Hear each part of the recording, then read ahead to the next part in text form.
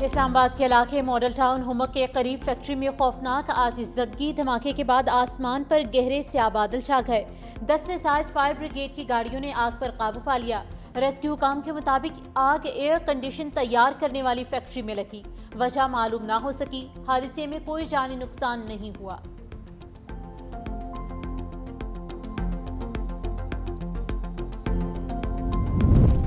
P T C L ملازمین pension case میں supreme court کا بڑا فیصلہ۔ چیف جسٹس پاکستان یحییٰ آفریدی اور جسٹس امین الدین خان نے پینشنرز کے حق میں فیصلہ سنایا۔ چیف جسٹس اور جسٹس امین الدین کا جسٹس عائشہ کے فیصلے سے اختلاف۔ فیصلے میں کہا کہ پی ٹی سی ایل کے سابقہ ملازمین پینشن کے مکمل حقدار قرار دیے جاتے ہیں۔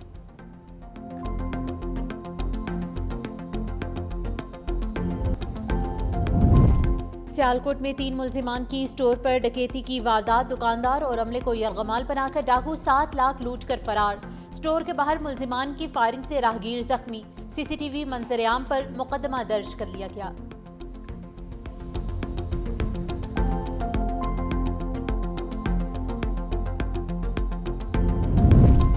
اور پاکستان سٹاک مارکیٹ میں کاروباری ہفتے کے آخری روز مثبت آغاز۔ 100 انڈیکس 683 پوائنٹس اضافے سے 1,34,465 پر ٹریڈ کر رہا ہے۔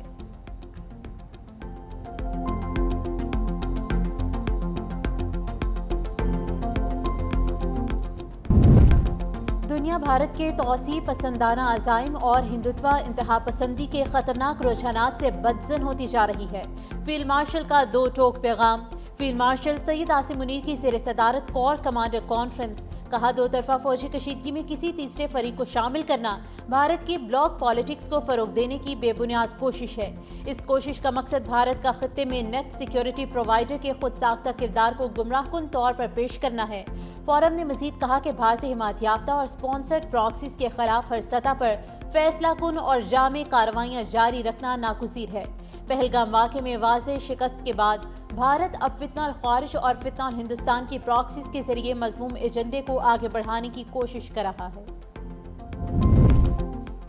اور محسن نقوی نے فیلڈ مارشل کے صدارت سنبھالنے کی خبروں کو مائنس کر دیا۔ سوشل میڈیا پر لکھا نہ تو صدر کے استعفے کی کوئی بات ہوئی اور نہ ہی ایسی کوئی سوچ موجود ہے، نہ ایسی کوئی بات ہے کہ آرمی چیف صدارت کا منصب سنبھالنے کے خواہش مند ہیں۔ صدر پاکستان کا فوجی قیادت کے ساتھ مضبوط اور باوقار تعلق ہے۔ آرمی چیف کی واحد توجہ پاکستان کے استحکام پر مرکوز ہے۔ صدر، وزیر اعظم اور آرمی چیف کو نشانہ بنانے والی مہم کے پیچھے کون ہے ہم جانتے ہیں، یہ بھی جانتے ہیں ایسا کیوں کیا جا رہا ہے اور اس کا فائدہ کسے پہنچے گا۔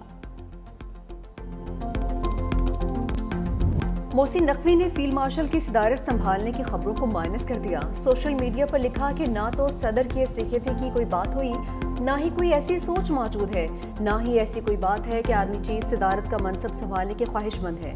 صدر پاکستان کا فوجی قیادت کے ساتھ مضبوط اور باوقار تعلق ہے۔ آرمی چیف کی واحد توجہ پاکستان کے استحکام پر مرکوز ہے۔ صدر، وزیر اعظم اور آرمی چیف کو نشانہ بنانے والی مہم کے پیچھے کون ہے ہم جانتے ہیں، یہ بھی جانتے ہیں کہ ایسا کیوں کیا جا رہا ہے اور اس کا فائدہ کسے پہنچے گا۔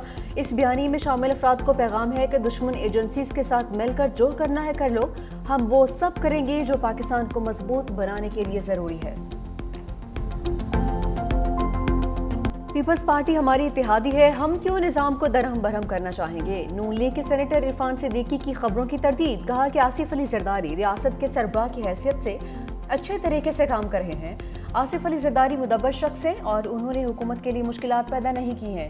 کے پی میں حکومت تبدیل نہیں ہو رہی، بانی کے بچے قانون کے دائرے میں رہ کر تحریک چلائیں تو کوئی اعتراض نہیں ہوگا۔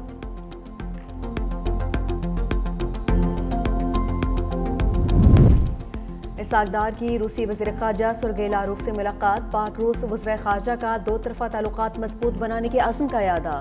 اسحاق ڈار اور سرگئی لاروف کی آئندہ ہفتے دوبارہ ملاقات پر اتفاق۔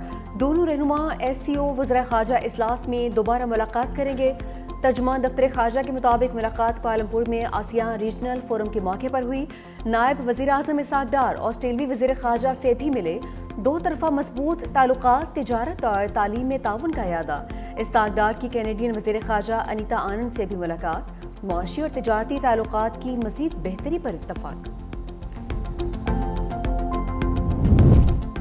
ملک میں بجلی چوری میں بڑی بڑی کمپنیاں ملوث ہیں۔ وفاقی وزیر توانائی اویس لغاری کا انکشاف، کہا کہ گزشتہ مالی سال کے دوران 276 ارب روپے کی بجلی چوری کی گئی۔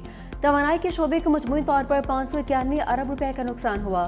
حکومتی کوششوں سے 191 ارب روپے کی بچت ممکن ہوئی۔ حکومت نے چوری اور نقصانات میں کمی کے لیے 100 ارب روپے کے ریلیف کا ہدف مقرر کیا ہے۔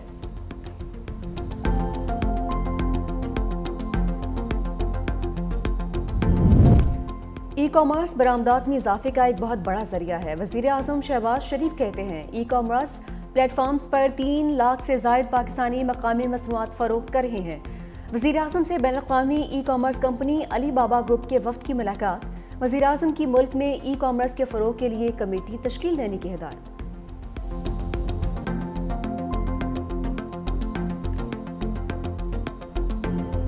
اداکارہ حمیرہ اصغر کی لاش اہل خانہ نے وصول کر لی۔ بھائی اور بہنوئی سرد خانے سے لاش وصول کرنے پہنچے۔ بھائی نوید اصغر نے کہا کہ خبر پھیلائی گئی، والدین لاش وصول نہیں کر رہے۔ باڈی پولیس کسٹڈی میں ہو تو قانونی تقاضے مکمل کرنا پڑتے ہیں۔ 3 دن سے پولیس سے رابطے میں تھے۔ 1 ماہ قبل میری پھپھو کی روڈ ایکسیڈنٹ میں انتقال ہوا۔ والدین اسی وجہ سے بھی کافی پریشان تھے۔ S S P south Mehroz Ali کہتے ہیں ورثہ میت لاہور لے جانا چاہتے ہیں۔ ورثہ نے فوری کسی شک و شبے کا اظہار نہیں کیا۔ اکتوبر 2024 کے بعد سے خاتون کے رابطے منقطع تھے۔ حمیرہ خود فیملی سے رابطہ کرتی تھی، فیملی ان سے رابطے میں نہیں رہتی تھی۔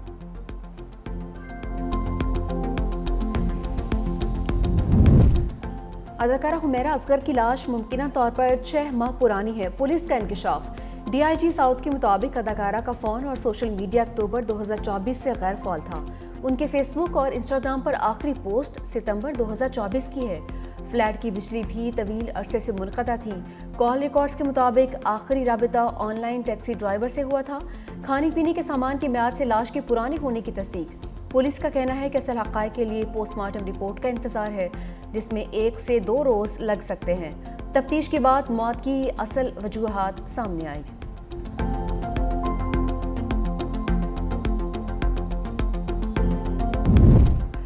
لاہور میں نکاسی آپ مکمل، بیشتر سڑکیں کھل گئیں۔ وزیر اعلیٰ پنجاب مریم نواز واسطہ اہلکاروں کی کارکردگی سے خوش، کہا موسلادھار بارش میں گھنٹوں کھڑا ہو کر کام کرنے والے اہلکاروں کو شاباش دیتی ہوں۔ بارش میں واسطہ انتظامیہ اور متعلقہ اداروں کی ٹیمز مسلسل سرگرمی عمل رہی ہیں۔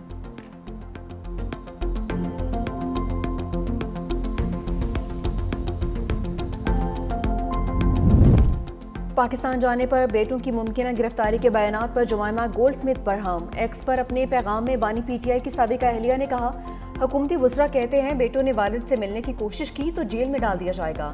ایسا کسی جمہوریت یا فعال ریاست میں نہیں ہوتا، یہ سیاست نہیں، ذاتی انتقام ہے۔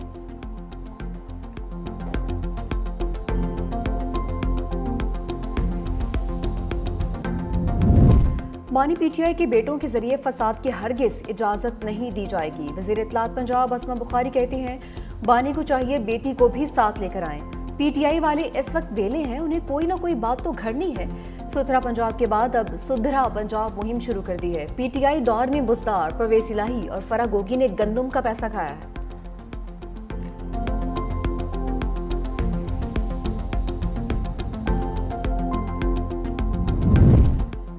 یوسف رضا گیلانی کو ٹڈاپ سکینڈل سمیت 9 مقدمات میں کلین چٹ مل گئی۔ کسی گواہ نے یوسف رضا گیلانی کے خلاف گواہی نہیں دی۔ ایف آئی اے نے ٹڈاپ میگا کرپشن کے 26 مقدمات درج کیے تھے۔ یوسف رضا گیلانی نے صدر مملکت کی تبدیلی اور صحت سے متعلق باتوں کو افواہ قرار دے دیا۔ کہا کہ حکومت کا حصہ نہ بننے کا فیصلہ پیپلز پارٹی کی سینٹرل ایگزیکٹو کمیٹی نے کیا تھا۔ سی ای سی چاہے تو یہ فیصلہ واپس لے سکتی ہے۔ پنجاب اسمبلی میں اپوزیشن کے معطل ارکان کے لیے ایک اور موقع۔ ایم پی ایس کے خلاف نااہلی ریفرنس میں پیش رفت۔ اسپیکر ملک محمد احمد خان کا معطل ارکان کو ذاتی سماعت کا موقع دینے کا فیصلہ۔ تمام 26 ارکان کو آج ذاتی حیثیت میں طلب کر لیا۔ اسپیکر کے لیے 30 دنوں میں فیصلہ کرنا لازم۔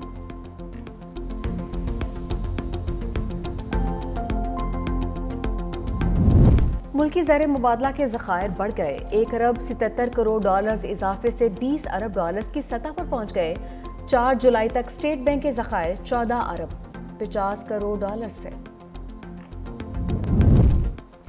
مودی سرکار کی آپریشن سندور میں ناکامی چھپانے کی ایک اور کوشش۔ رافیل طیاروں کی تباہی پر بھارتی جھوٹ ایک بار پھر بے نقاب۔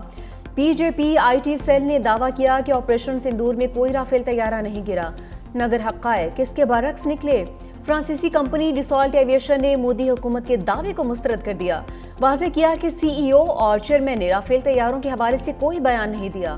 کچھ ذرائع نے دعویٰ کیا کہ رافیل تکنیکی خرابی کی وجہ سے گرا تھا۔